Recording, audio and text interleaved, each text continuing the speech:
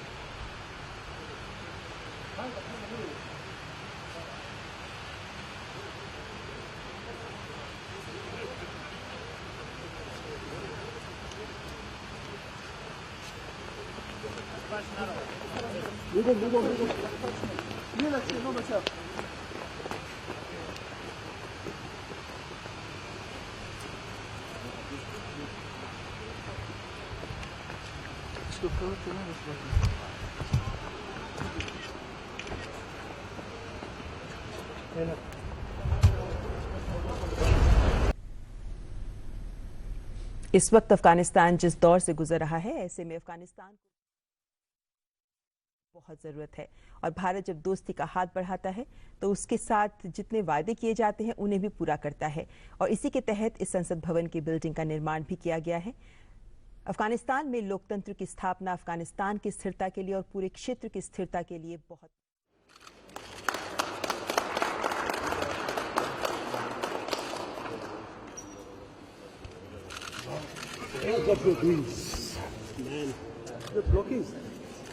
तू सर जाना जरा सर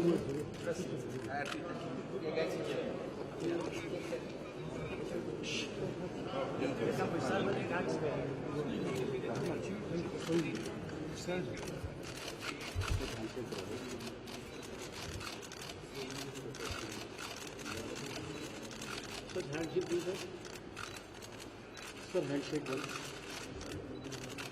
थैंक यू।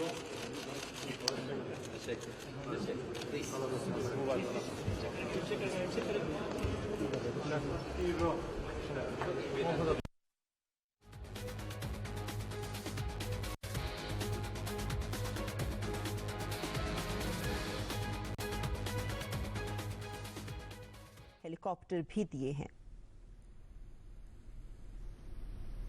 तो कहीं ना कहीं अफगानिस्तान की सहायता के में नए आयाम जोड़ रहा है भारत और उसी के तहत अब इस संसद भवन का निर्माण भी किया गया है। लगभग 2007 में शुरू हुआ था इसका काम और अब जाकर इसका काम पूरा हुआ है और आज हो गया है इसका उद्घाटन।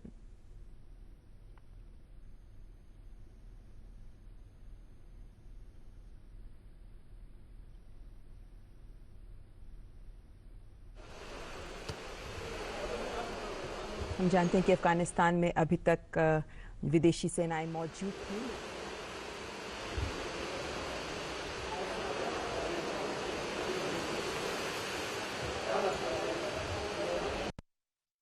ये आप सीधे दृश्य देख रहे हैं अफगानिस्तान के काबुल से, जहां अफगानिस्तान के संसद भवन की नई इमारत का उद्घाटन किया है प्रधानमंत्री नरेंद्र मोदी ने। और ये आप देख सकते हैं अंदर के सदन के झलकियां जो सीधे हम आपको दिखा रहे हैं। अंदर से ये बिल्डिंग किस तरीके की है ये आप देख सकते हैं। इस वक्त प्रधानमंत्री नरेंद्र मोदी इस बिल्डिंग का दौरा कर रहे हैं।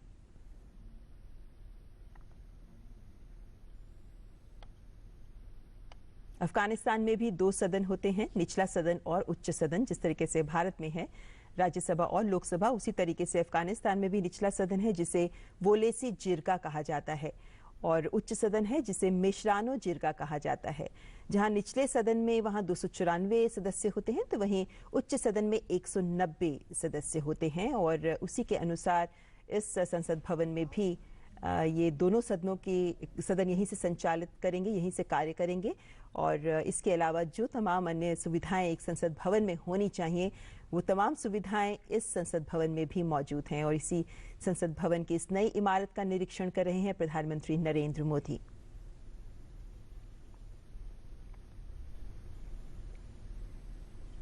तो इसके उद्घाटन के बाद अब अफगानिस्तान की संसद कार्य करेगी इस अटल ब्लॉक से।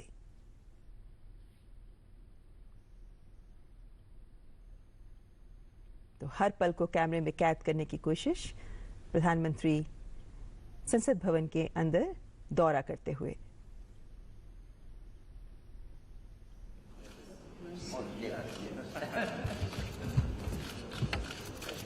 Finding of democracy. Beauty of democracy.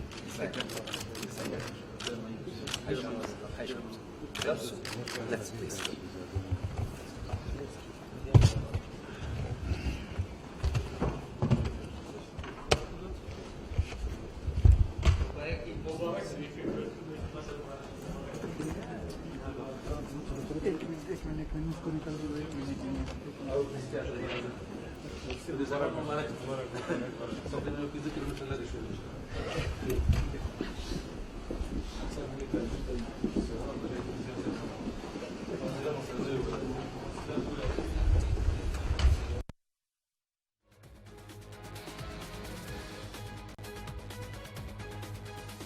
उनकी सुरक्षा भी भारत के लिए एक बड़ा मुद्दा होती है और उसके मद्देनजर रक्षा क्षेत्र में सहयोग भी दोनों देशों के बीच बहुत ही महत्वपूर्ण है। तो यहाँ अफगानिस्तान संसद भवन का दौरा करते हुए प्रधानमंत्री नरेंद्र मोदी।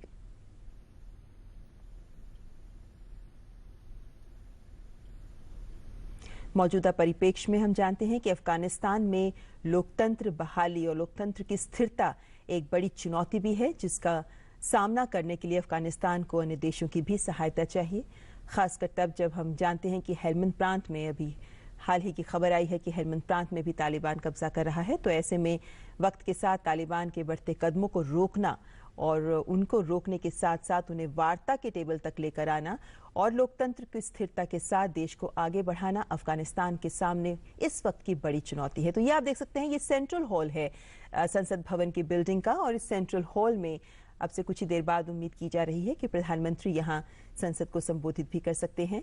तो ये होगा ये सेंट्रल हॉल जहां से अफगानिस्तान की संसद कार्य करेगी। तो तमाम